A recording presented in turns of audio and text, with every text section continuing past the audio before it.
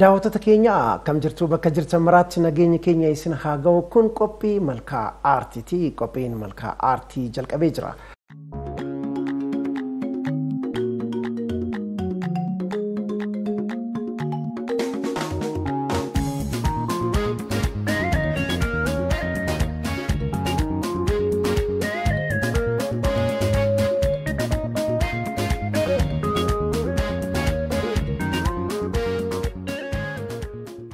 Qophii kanaan aartii hogbarruu xiinsammuutu malkaa aartii irraa waraabama.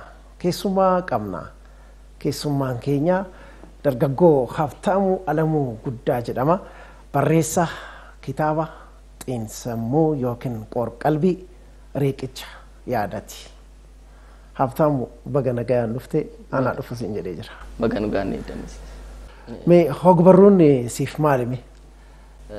Baruu jechuun akka kootti hojii kalaqa ilma namaa ta'ee hawaasa bu'uureffatamee dhugaa jirutti hundaa'ee bifa barreeffamaatiin kan qindaa'u jechuudha. Mee barreeffama riqicha yaadaa jedhu kana kitaaba fuula 101 qabudha. Kana barreessuudhaaf mee maaltu si kakaase? Ana durarree barreeffama akka walaloo asoosama kanan barreessaa ture. Kanammoo barreessutti kan nageesse akkaataa hawaasni keenya ittiin jiraatu fi akkaataa immoo xiinsammuu waazawwee kitaabichi falaasama mataa isaatti sin qaba. Xiinsammuu qofa osoo hin taane faalaasidhas akkaataa hawaasni sun yeroodhuma yaada isaarree ibsatuu fi akkaataa immoo xiinsammuu gadi buutee gaafa ofii keetii yaaddu faallaa ta'ee gatii natti mul'ateef irra caala. Fakkeenyaaf namoonni yeroodhuma gaafa ibsan iyyuu hawaasni gaafa yeroo gatan yerootu nagate jedhu malee yeroo akka gatan san hin mirkaneessan. Kanaafuu inni kun akka afaan kanaatitti akka afaan saayikolojiitti gaafa laalle namatu yeroo gate boodammoo yeroo nama gata malee yeroo komachuun hin danda'amu jechuudha. Kanarraan kan ka'e hundi isaanii irra caalli faallaa gatii ta'aniif isa dhaabbadhee barreesse. Umrii dargaggummaa keessa jirta. Egaa barreeffamni immoo wayita barreeffamu kitaaba hedduu barreessuus barbaada. Muuxannoolee gaafata. Eenyutu fakkeenya siif ta'eeme? Fakkeenya ka abbaadha boobiin jalqaba abbuma sana kitaabicha giseen barreessu namoonni hedduun hin beekan turan. Erga nani gulaalatti kennee hawaasni dhagee ergasiiti garuu ergan barreeffamicha fixee hiriyaan kiyya tokko jira ture barreessaa ho'itiin walla barsiise. Gaafsani mana koorree dhufee na duukaa bu'ee gaafa laalu kun koo kitaaba bahuu qabudha yaadateechistaa naan jedhee na jajjabeesse. Achumaan gara kompiitaraatti dabarsuu qabee kanammoo ifa godhee barreessaa Golaab jedhama dabalaa tarreessaa. Isatu fakkeenya naa ta'e kitaaba barree kennaa naa kennee isarraa dubbisuu qabee ta'an kaza naaf tattaaffii naa ta'e gara ittaanutti ofii kiyyaa ce'ee jechaadha. Yeroo ammaa kana egaa yuunivarsiitii barachaa jirta. Barumsa Ikoonomiksiiti. Yuunivarsiitii kam irratti kan barachaa jirta? Yuunivarsiitii Ikoonomiksii ka Osaanan ture Wachaamo Yuunivarsiitii. Saba dhuunfaa tokkoon gara naannoo kolleejjii kiyyaatti Arbar Leadership Business and jedhamutti geeddaree amma naannoo keettiin barachaa jira. Ikoonomiksii waggaa sadaffaa jechaadha. Waggaa tokkotu si'aaf eebbafe. Waggaa tokkotu naaf. Mee karaa kitaaba riqicha yaadatitti yaadee binuuti. Egaa riqicha yaadaa kan jedhu kuni golgaan isaa bifa fakkii of irraa qaba. Mee waa'ee isaa kaasnu kana maal jechuudha hiikni isaa akkasumas immoo eenyutu eenyudha kan si hojjete? Kan na hojjete mucuma gulaalaa kiyya tokko jira asuma dabalaa tarreessaa jedhama kafar peejii hojjeta. Keessi isaa immoo riqicha jechuun ce'umsa jechaadha. Riqichi yookiin ce'umsi yaada jalqabuma sammuu dhala namaa keessaa akka maddu ibsa. Garaagarummaa yaada fi yaaduu gidduutti jalqaba yaada irraa gara yaaduutti gaafa deemtu yaadni maal ta'a wixinee yaaduu gaafa ta'u yaaduun immoo ija wixinee yaadatta jechaadha. Gaaf sana kufaatiin siyaasii fi hidhatu wabiis namni godhatu aarsas milkiif gaafa kanfalu jalqaba sammuudhuma keessaa akka maddu ibsa jechaadha. Amma fakkii kana namni wayita laalu bakka lamatti kan qoodamedha fakkaatu. Maal agarsiisuuf? Inni jechuun kufaatiinis achi keessa akka jiru. Kufaatiinis milkiinis abdii kutuunis wabiinis wabiirree gaafa wabeeffattu akkaataa itti wabeeffattu. Wabiin kee sun ammam dhugaarratti hundaa'edha. Fakkeenya namoonni kalee isaanii komatan jiru mitiire. namoonni tokko tokko kalee isaanii komatu arra immoo wanna godhan san abdiin isaanii abdii kutanii kaleedhaan arra dorgomoo jechaadha namoonni kaleedhaan dorgomaniif fakkeenya akka ta'uuf jechaadha kanaafuu iskeecha hin jirti riqicha jechuun karaa ittiin bu'aa ba'ii jalqabu bu'aa ba'iin si mudatu sun sammuudhuma kee keessaa akka maddu ibsa jechaadha akkaataa hawaasni sun ittiin hubaturraa gargar kan isa godhu xiinsammuu jechuun diippilii itti gaafa keessa seentee yaadduu fi akkaataa immoo namoonni ittiin hubatan sanirraa karaa kamtu gaariidha karaa kamtu karaa nama deemsisa kufaatiidhaaf kufaatii namni karaa kamiin hubata milkii moo karaa kamiin hubata wabeeffannaa gaafa waan tokko wabeeffattu karaa kamiin hubatta kan jedhurra dhaabbadheen isa kamtu immoo karaa sanitti ceesisa rakkinatu rakkoo furmaatatti immoo furmaata kan ta'u isa kamiin nageenya sammuu keetii gaafa hedduu isa kamiin yaadatu siin deegamu situ yaadan deegee hin jedhu namoonni tokko tokko yaadatu naan deegee fagaa fedhan agarta sababa deeguu yaada saniitiif namtu sun sababa ta'a ruutii yaadatu naan deegee gaafa jedhan fa'aa kanaafuu wantoonni akkanaa kun baay'atanii gatii argamanii fi akka dhugaatitti immoo laalti faalladha isarra jedhee tanan wantoota hunduu faallaa gatii ta'aniif isarra jedhee karaa dhugaan isa kamii kan jiru dhaabbadhee tananii barreessuu eegalee kan akkas immoo jalqabuma kitaaba dubbisuu nan jaaladhaan ture kitaaba soosamaa saayikooloojii isaan kan gaafa dubbistu ka addunyaa isaa gaafa keessa seentu barreessuudhaaf siisi kakaasa. Mee aadaan dubbisuu dargaggoota keenyaa kan yeroo ammaa mee maal fakkaata? Aadaan dubbisuu dargaggoota keenyaa wanna ol ka'ee jiru miti dhugaa dubbachuuf yoo ta'e nu jechuun barreessan tokko jechuun iyyuu abdii kan kutaa jiru barreeffama dandeettii qabu eenyutu dubbisee namoonni nama dubbata kan jiru.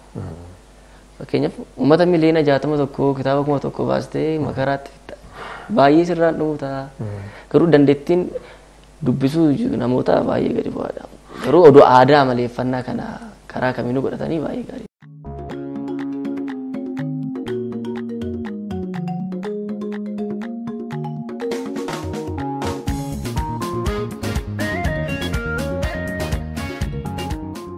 Daawwattoota keenya daawwachaa kan jirtan qophii malkaa aartiiti. Egaa qophiin malkaa aartii ogbarruu kitaaba riqicha yaadaa jedhu irratti kan xiyyeeffate.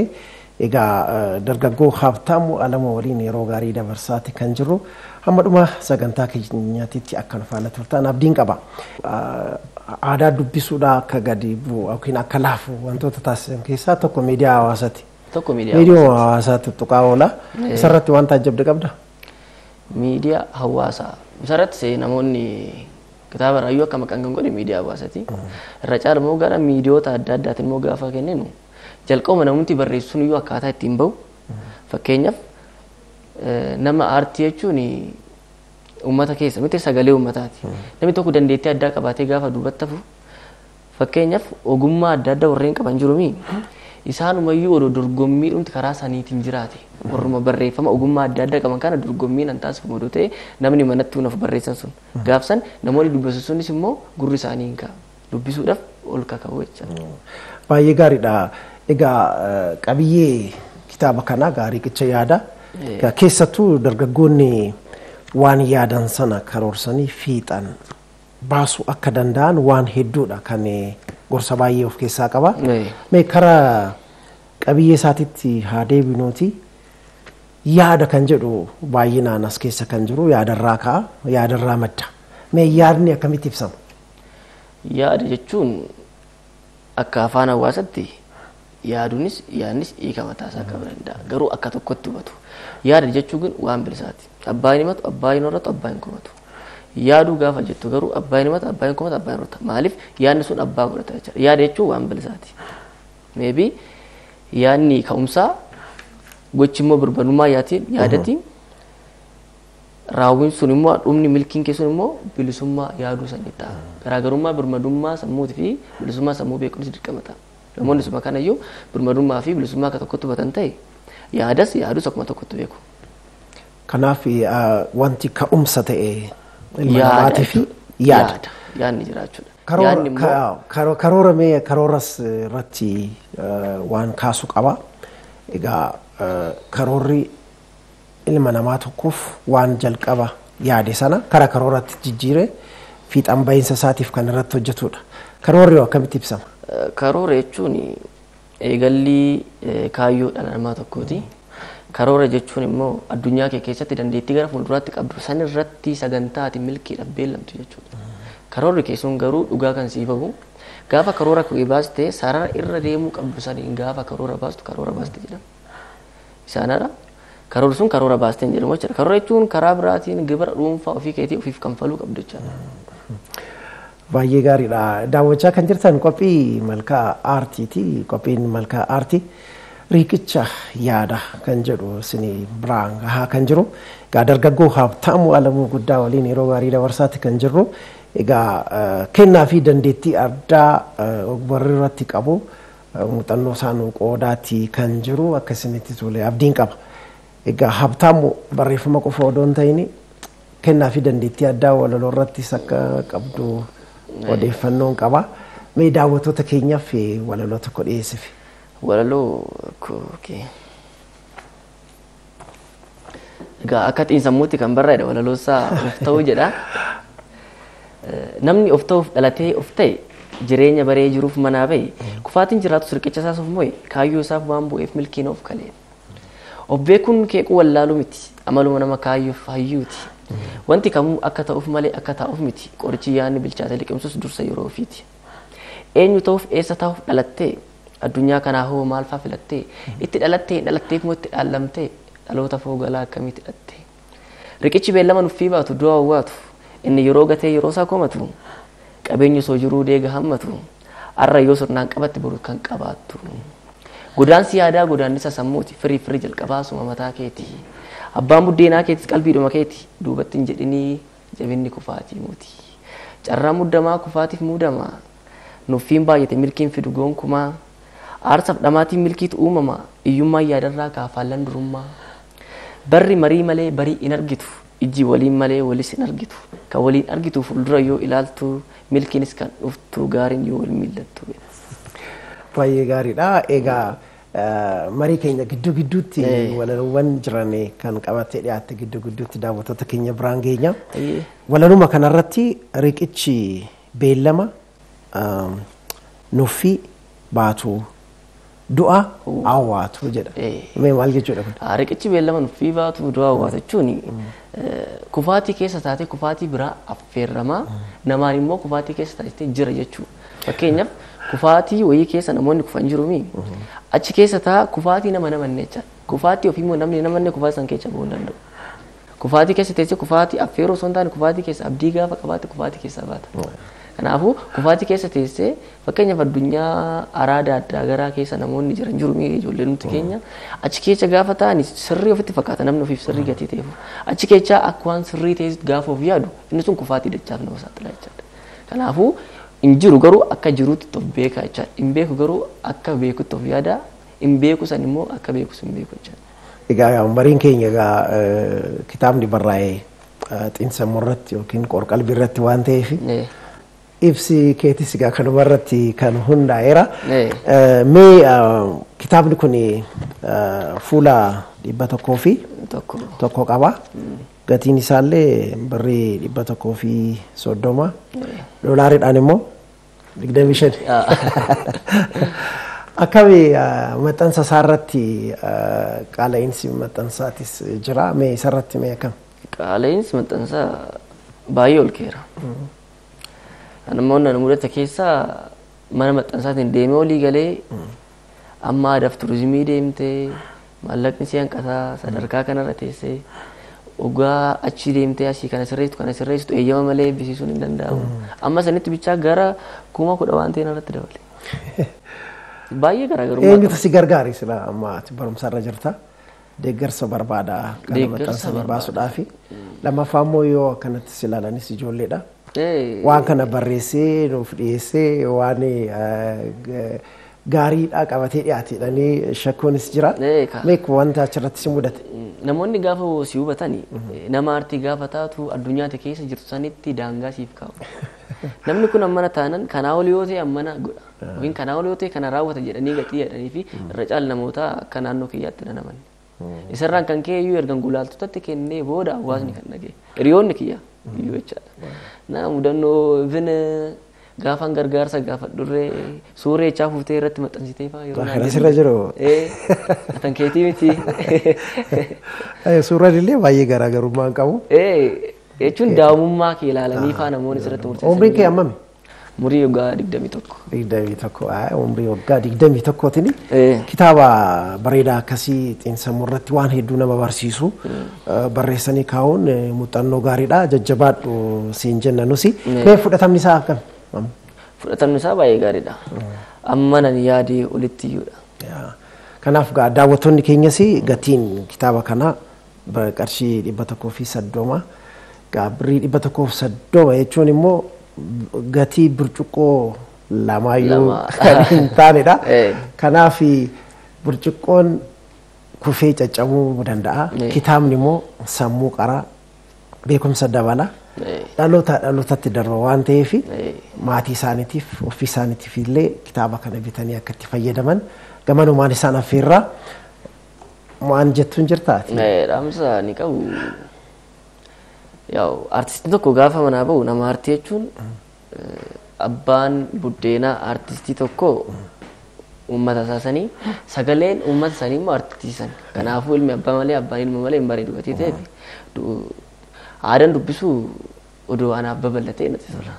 Kana irraan kanaaf galatan qaba. Galata isaanii immoo warreen nama dhaabbatanii maatii kootirraa kaasee gulaaltota koo isaan hundaa galateeffachuu barbaada fi hawaasa koo fi uummata koo baay'ee galateeffachuu. Sagantaa galateeffannaa dhumarratti qabna yeroo sanatti dhufna. Mee kitaaba kee keessatti akka xiinsammuutti waan baay'eedha kan jiran.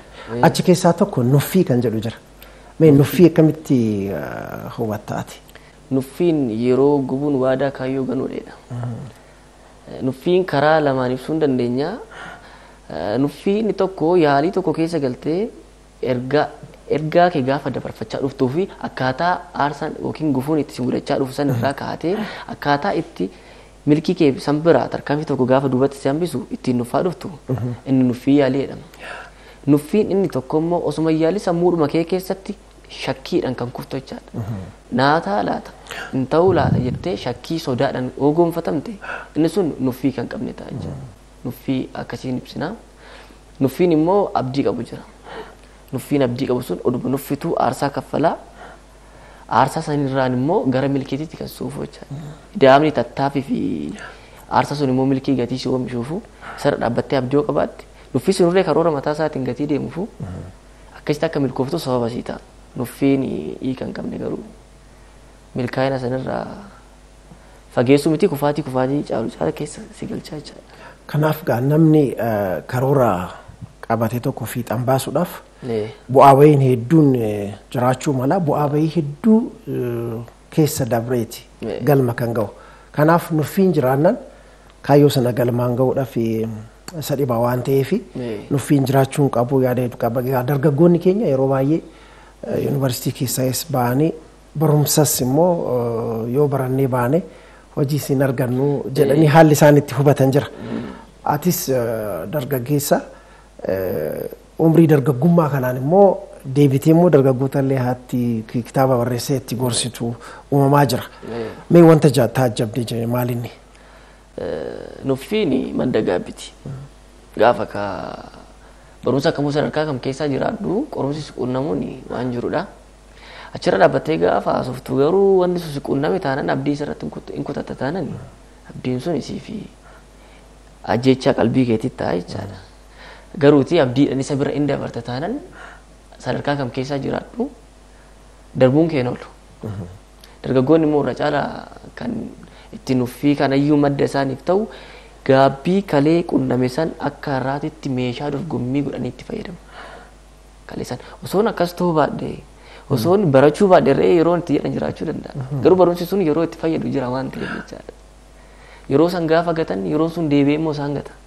Gaaf san immoo gaabbii santu dhufa jechaadha. Gaabbii saniif maddi maa inni nuffii san jechaadha. Dargaggeessa kana immoo kan ifa isa baay'isuu namni kamuu kaayyoo malee hin dhalatu. Kaayyoo saniif immoo kaayyoo abjuu cimaa baatu akka taasisuuf riqicha kan ta'uu fi abdii kutuu dhiisudha. Wanti kamuu abdii kutuu keessa jira. Wanti kamuus abdii kutuu keessa jira. Abdiis hin kutatta abdiis hin kutta. Akkaataa ittiin jireenya keessan geggeessitu keessa jira. Kanaafuu murtiin qophii keetiif qabdu sun baay'ee jireenya namaa keessatti murteessaa fi isa cimaadha. Mee dargaggoota keenya yeroo baay'ee gaa amma akka biyyaattu umriin dargaggummaa keessa warra jirantu caala baay'inaanis. Amma dargaggoota kana abdii garee isaanii fiixan baasuudhaaf wantoota abdii kutachiisanii fi kaayyoorraa maqsan jiru. Mee isaan alaallu. Jalqabuma keetti ofitti fakkaachuu irra of fakkaachuu wayya. Of ta'uun dirqama. Of ta'uun immoo sammuu kee keessa madda. Kanaaf gaafa kaayyoo keessan irraa kaatu murtii mataa keetii godhachuu qabda. Dargaggeessi tokko wanti tokko fuulduratti eegalee yoo osoo hin eegaliin miti. Akka isa qunnamu dirqama hin beeka.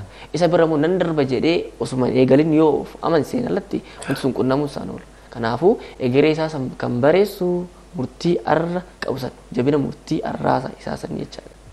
Sarratti hundaa'een deema taanaan gufuu san irraan gufuu biraa arguyyuu danda'a malee gufuu san injifachuun isaan oolu.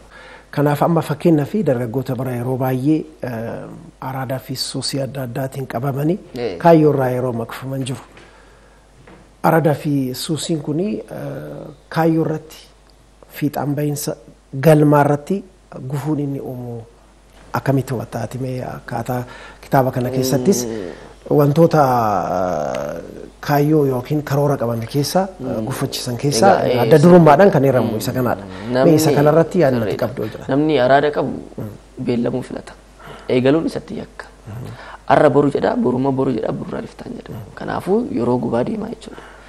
Karaa saniin addunyaa san keessaa yoo ba'een alatti namni araada qabu tokko karaa ittiin seenu isatuu beeka. Karaa araadatti seenan baay'ee bal'aa ta'us keessaa ba'uunsaa baay'ee dhiphataadha. Baay'ee nama rakkisaa jechuudha. Namni araada waan gadhee miti wantoota magaariyyuu torban sadiif walitti aansee godhataananii wanni sun addaaf titaa keessatti seef godha sammuun namaa. Isa keessaa immoo ba'uudhaaf akkaataa inni itti seene san osoo hin taane hawaasa isaa irraa barachuudha. Oolmaa geeddaruudha. Wanti murteessan dhala namaatiif oolmaa nama sanii ta'e jechuudha. Oolmaa geeddaruu dhala bultiin qabu bultii gadaanaa ta'a. Erga immoo umuriin isaa gubachaa gaafa deemu namni sun gaabbitti dhumaa deema duwwan. Kanarraa ka'uudhaan wanni inni fooyyessuu qabu inni tokko oolmaa geeddaruudha namni akkanaa.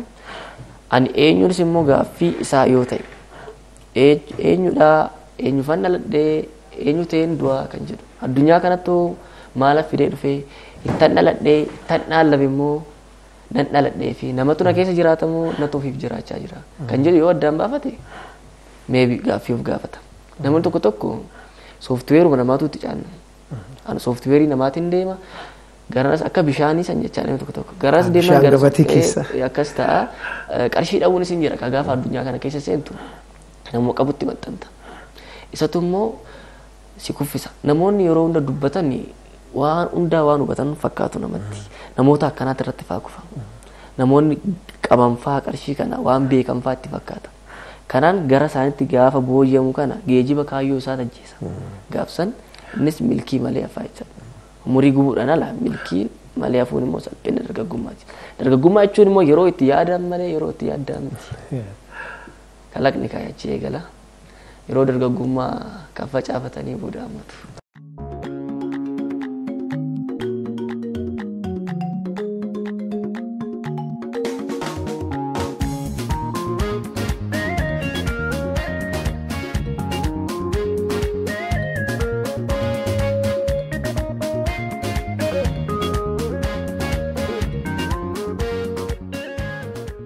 Daawwattoota keenya daawwachaa kan jirtan qophii malkaa aartii ogbarruu xiinsammuu irratti mari'achaa kan jirru riiqichi yaadaa mata duree kitaaba xiinsammuu dargaggoo Habtaamu Alamuuti.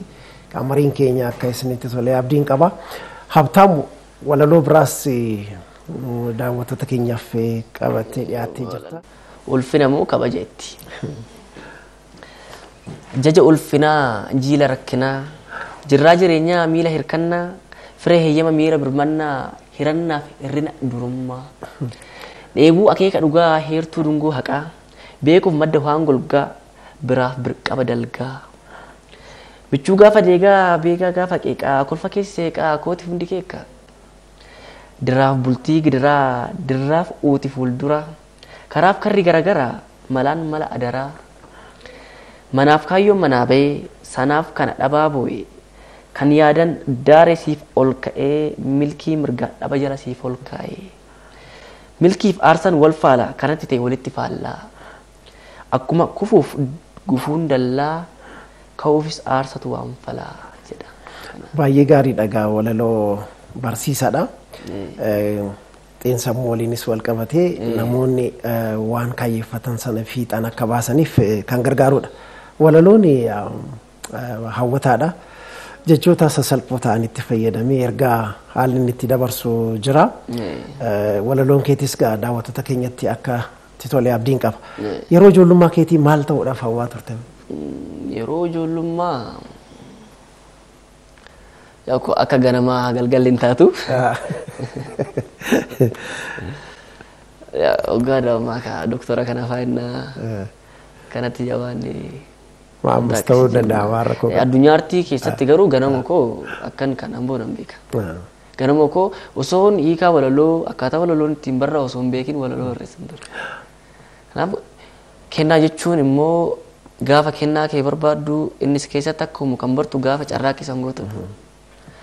Kanaaf isarraa kan ka'edha. Saaf muka akkasii kakaasu keessa keeti. Baay'ee gaariidha gaa wanti yaadda akkasii milkaa'u abdiin qaba. Egaa kitaaba kana daawwattoonni keenyallee riqicha yaadaa eessatti argatanii bitachuu danda'u? Ammaaf raabsanii anumadha. Borraa kaasee immoo iddoo bira hundattu akka na raabsafanichaadha. Iddoo hundaa'u akka argatan. Mana raabsaa hundattuu argachuu danda'anii. Argachuu hin danda'u. Nuyi asitti kan kaasne waanuma ijoo ta'edha. Keessa qabiyyee keessa jiru immoo daawwattoonni keenya dubbisanii waan hedduu kan irraa argatan ta'a. Kanaaf dhimma ijoo keessattuu yaadni maal akka ta'e kaayyoo fiixan baasuudhaaf immoo wantoota barbaachisaa ta'anillee kitaaba kana keessatti riqicha yaadaa irratti barreeffamee jira waan ta'eef bittanii sammuu keessan akka gabbistan beekumsas akka irraa argattan gamanumaan dhaamsa keenya. Kabraa amma raabsa irratti mana kitaaba adda addaa irratti akka raabsamuudha kan nu kaaste. Fudhatamni kitaaba kana amma jirumee maal fakkaata? Abdii akkamii sitti tole? Abdii gaarii natti tole anaan kan dubbadde amma yaadee olidha. Even umurii kee waliin hin deemu kitaaba gaariidha warreen naan jedhan jiru. Warreen gaafuma gulaalchu iyyuu kan keetii miti iddootti naan jedhan. Gulaaltonni ogbarruu qaban nama 3-4 akkasirratti yaada asirratti barreessanii jiru. Yaadni isaan barreessanillee baay'ee kan nama jajjabeessuu fi atillee kana booda kana caalaa akka hojjettu dargaggoonni biraallee muuxannoo kee fudhatanii akka barreessan kitaaba barreessan kan kakaasu waan ta'eef gulaaltota keessallee baay'ee galateeffannaa. Kana booda Habtaamuu Alamuutirraa daawwattoonni keenya maal eeggatan? Kanarraa kan kun eegallee kiyya akka wal deemaa tokkootitti akka yaada kiyyaan afaan falaasamaa afaan saayikooloojii afaan hawaasatiin wal simsiisee kanan barreessedha. Fuulduratti immoo kitaaba hedduu barreessuuf kaayyoon qaba. Inni garuu namni nama jajjabeessu sadarkaa barataa irra jirtutti namoonni si maddii dhaabbatan gaafa jiraatu abdii horattaa kitaaba kana jajjaalan baay'ee barreessuudhaaf abdiin qaba. Ammayyuu kitaaban barreessee of harkaa qabu jira. Kabraa. Asoosama seenaa irratti walaloo irratti kan hundaa'e kanan barreessi jira. Isa immoo tarkaanfii kana darbee uummata kiyya biraan nan ga'a jechuudha. Baay'ee gaariidha. Egaa mee ergaa qabdu yoo jiraate daawwattoota keenyaafis ta'ee dubbistootaa fi jaalattoota kitaaba afaan Oromootiif ergaa dabarsitu akka kitaaba kanatti fayyadamiti dabarsuu akka kitaaba koo kanatti dubbistoonni kitaaba kana akka itti fayyadaman barbaada. Qiiqa jiruuf immoo ani qophaadha. Sirreeffama jiruuf akkasuma fi haalli dubbisuu keenyaa daran olaa ka'u jechuun abdiin qaba. Kanarraan kan qafe galateeffannaa gulaaltota kiyyaa fi maatii kiyya akkasuma warreen nama maddii dhaabbatan hundaa hawaasa kiyya uummata kiyya kana galateeffachuun barbaada. Ergaan hafee jira yookiin ergaan dabarsuu qabu jettee kan yaaddu kan garaas nyaatu yoo jiraate kan garaas nyaatu yoo jiraate gama keessaniin namoota ogbarruu qabu kana akkuma namoota aartii biraa keessa jiran sana qoratamee dandeettiin nama kanaa hammamii waggaa tokko keessatti kitaaba hammamiitu maxxanee namoota hammamii beeku barruu kan namoota meeqa baase isaan keessaa immoo haala kamiin jajjabeessina haalli dorgommiitirree yoo jiraate karaa kanaan namni sun seenaa baddesan fida. Gaafa dorgommiin karaa ogbarruu kanaa jiraatu seenaa irraafatame fida, haala gaariin fida, itti qophaa'a. Koppii piriintiin ta'u wanni jiru, kitaaba biraata irraa fuudhuun hin jiru. Namni dorgommii isaatiif jedhee saba isaa saniif bakka bu'a jechaadha. Iddoo gara kanaan jiraatee annaan itti tura gama miidiyaatiin. Baay'ee gaariidha. Egaa dargaggoo Habtaamuu Alamuu egaa istuudiyoo keenya OBN magaalaa Finfinneetti argamu Mogaarirraa kaatee asitti argamu keetiif maqaa daawwattoota keenyaa fi OBN'tiin guddaa si galateeffadha. Yaada bilchaataa muuxannoo gaarii dargaggoota keenyaaf dabarsitee jirta. Kana booda immoo kitaaba biraas barreessitee daawwattoota keenya biraan akka geessus abdiin qaba. OBN sagalee uummataa yeroo kamiyyuu artistoota keenyaa fi egaa barreessitoota keenya waliin jira. Ogummaa isaanii, hojii isaanii daawwattoota keenya biraan ga'a. Daawwattoonni keenyas immoo ifaajee isaanii, dadhabbii isaanii bitanii dubbisanii sammuu isaanii gabbifachuu danda'u. Egaa maqaa OBN'tis ammas irra deebi'ee guddaan si galateeffadha. Ayyee sanis gatii asitti na affeertaniif guddaa isin galateeffachuu barbaada. Galatoomaa. Daawwattoota keenya qophiin malkaa aartii hogbarruu xiinsammuu irratti fuulleeffatu kana fakkaata ture. Egaa kitaaba riiqicha yaada bitachuudhaan dubbistanii kana caalaa immoo sammuu keessan akka gabbistanis abdiin qaba. Nu faana turuu keessaniif galata qabdu. Kaasuu Laggasaa ogeessota OBN waliin isin faanan ture. Torban dhufu mata duree biraatiin walitti deebina. Yeroo gaarii.